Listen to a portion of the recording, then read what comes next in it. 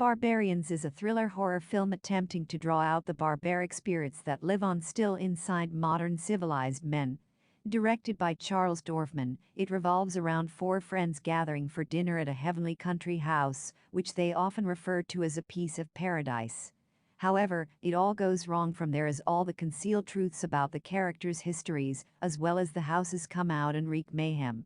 Without much depth or ability to make one think, Barbarians is mostly an average watch with interesting visuals, but a plot that suffers. The film begins with an advertisement clip about an idyllic country home in the neighborhoods of London that is now being transformed into a modern property with present-day amenities, but with its lush rustic appeal intact. This project has been undertaken by a real estate developer, Lucas, who also stars in this advertisement, calling out to prospective buyers. The property sits very close to a strange stone pillar that stands on the ground, almost similar to some of the columns at Stonehenge. Locals have revered this stone, which they call the Gita stone, meaning gateway in Gaelic, for thousands of years, flocking to it during the solstice to mark the end of the old season and the arrival of a new one. Lucas also mentions the Wicks family, who have owned the land for generations, and with whom the developer has worked closely and has now bought off the property. The last frame of the ad, however, shows Lucas's face completely covered in blood, as the film teases something sinister about to happen. Eva was a popular sculptor who had taken up the job of creating a smaller version of the Gita stone inside the house compounds and had been offered to stay in the house by Lucas. One morning, Eva and her boyfriend Adam are seen waking up inside the country house. They have found peace in this house and are excited about owning it, as they have placed an official bid, which they expect to be accepted. While out on a morning run, Adam sees a dying fox in one corner of the property, with its leg caught in a snare. He tries to help the wounded animal, but it does not let him get close, and that same animal is seen lying on the floor of the kitchen when Adam gets back to the house. Quite shocked and disgusted by it, both Adam and Eve are confused about what to do about it when Dan, one of the Wicks' sons, comes to visit. Seeing the fox, he strangles it and puts it out of its misery. Adam is a small-time filmmaker trying to make it big, and he is currently seen working on writing a book that he seems to struggle with even starting. Barbarians then shifts to the other couple, Lucas and his artist girlfriend Chloe, who are driving down to the house, where Lucas prepares his speech for a video. The real estate man is very active on social media, with frequent posts and video updates about his life and the Gateway project. But when he tries shooting the video in front of the Gita stone, he is attacked and shooed away by the devotees who have gathered to worship the stone. It is revealed that although Lucas had started the project with the support of Alan Wicks, the main owner of the farmland, Wicks had soon felt cheated by him and had taken him to court over it. But the ruling was apparently going towards the rich and influential developer, and this led to Alan suffering a heart attack in the courtroom and dying from it. Since then, Lucas is hated in these parts of the countryside, and the attack he faces is because of this. The two couples then meet at the country house, where they prepare for a friendly party and dinner to celebrate Adam's birthday. What happens during the dinner party? At dinner, the two couples initially discuss a lot of relevant present world topics about politics, finance, and so on. Lucas seems to be the typical alpha male, one who thinks highly of himself even more than he actually is, while Adam is quite meek and soft-spoken, often dazed and confused about what to do or say. The two women are both artists, and Chloe is admittedly an ardent follower of Eva's work. When Adam tries to speak about the book that he is trying to write, his ideas are ridiculed by Lucas, and Adam increasingly feels distant from the entire conversation. After a while, Lucas discusses his new self-defense techniques and asks Adam to hit him in order to demonstrate them. As Adam, who had not been part of the conversation, refuses to, Lucas insults him, and Adam slaps him in retaliation. The air grows tense as Lucas finds it difficult to not react, but also has to be civilized at the dinner table, and then everything lightens up when it is revealed that Chloe is pregnant with Lucas's child. Chloe goes to the restroom, and Adam asks to be excused from the table, wanting to smoke. However, he goes to the restroom door asking to talk to Chloe, and then it is revealed that the two also have some history with each other. Chloe had been an actress on the set of an ad film that Adam was making, and Lucas had met her through him. But Adam and Chloe then supposedly had a fling, while cheating on their individual partners, and now Chloe wants him to forget that it ever happened. A little later, Lucas jumps on Adam and twists his arm in a childish egoistic way of avenging the slap. Adam, who has had enough of Lucas's bullying, now decides to get back at him indirectly. Lucas had brought him a vial of liquid as a birthday gift that was supposed to be some sort of energy booster, aphrodisiac, and Viagra-like concoction with some psychedelic effects. Adam mixes some drops of this liquid into Lucas's coffee in order to embarrass and humiliate him.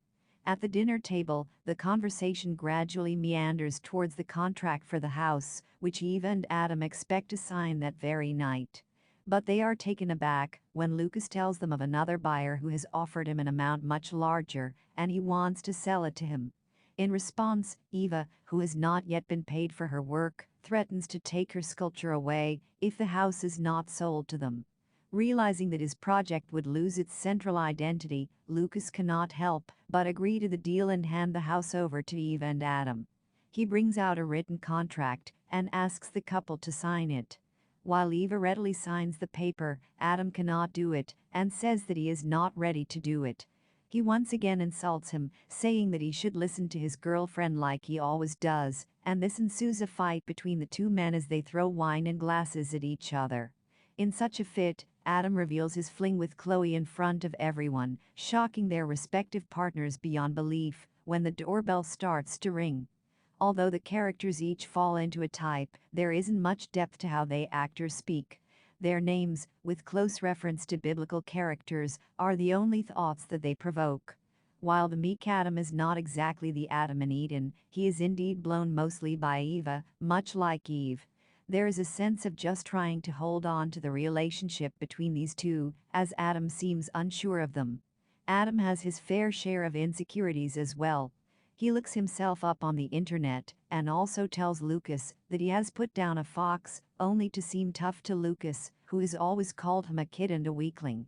On the other hand, Lucas is boorish and brags, much like Lucifer, who would go to any extent to get his work done. It is not difficult to imagine that it was Lucas's arm twisting and dealings that killed Alan Wicks indirectly. Chloe's character is the one with the least significance in the film.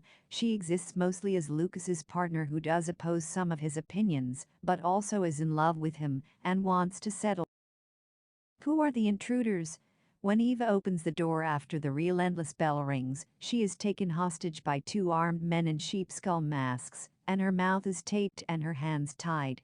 These two intruders do the same with Adam and Lucas, and two others in similar attire get hold of Chloe as she tries to flee.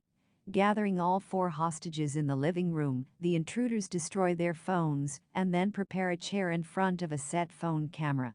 They then force Lucas to sit on the chair, drop a bag full of blood on his head, and give him a script to read in front of the camera, which tells his viewers to not believe him as he is a liar and a snake. The masked men also ransack the entire house, turning the whole place over and destroying every piece of art.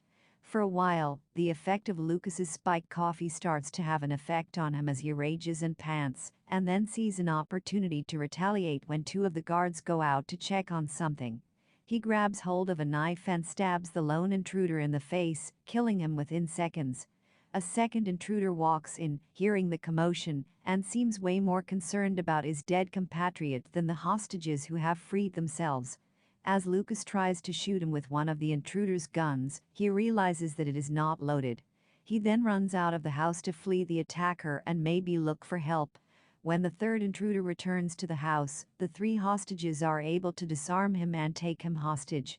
Adam pulls off his mask to reveal the man to be Dan, and the other dead man to be his brother.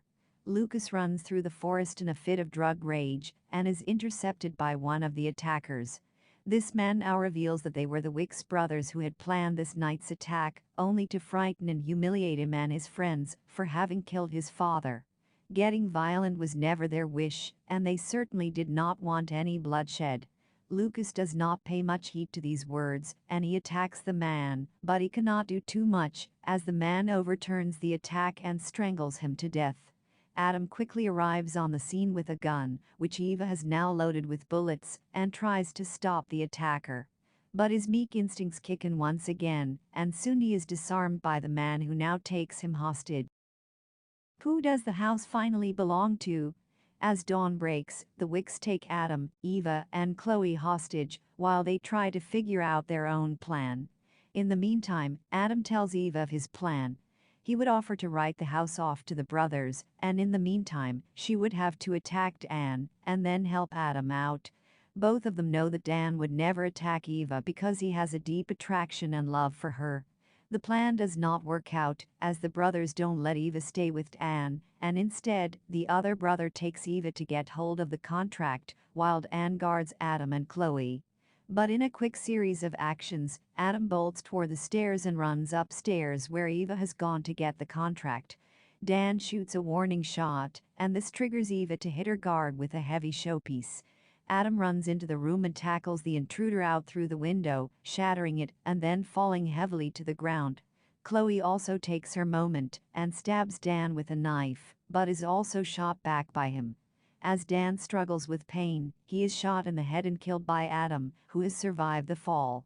Adam and Eva then hug each other amidst the three dead bodies, and the camera zooms out. The house finally belongs to Adam and Eva, but not without a heavy burden on their minds. It would be unlikely that they could continue to live their life on a property with the scarring memory of this bloody night. It was indeed not the intention of the Wicks to cause any physical damage, but they had to give up on their wishes and react according to the situation, much like how they probably would have had to act when Lucas had tricked them into selling the property. Although the first half, with the growing toxicity and interrelationships between the two couples, was building up to be quite interesting, Barbarians loses its shine after the attacks, and when the plot shifts quite rapidly. Despite the supernaturality of the dead fox that Adam sees over and over throughout the day, Barbarians fails to provide any interesting ideas, and is ultimately a mediocre watch, easy to forget,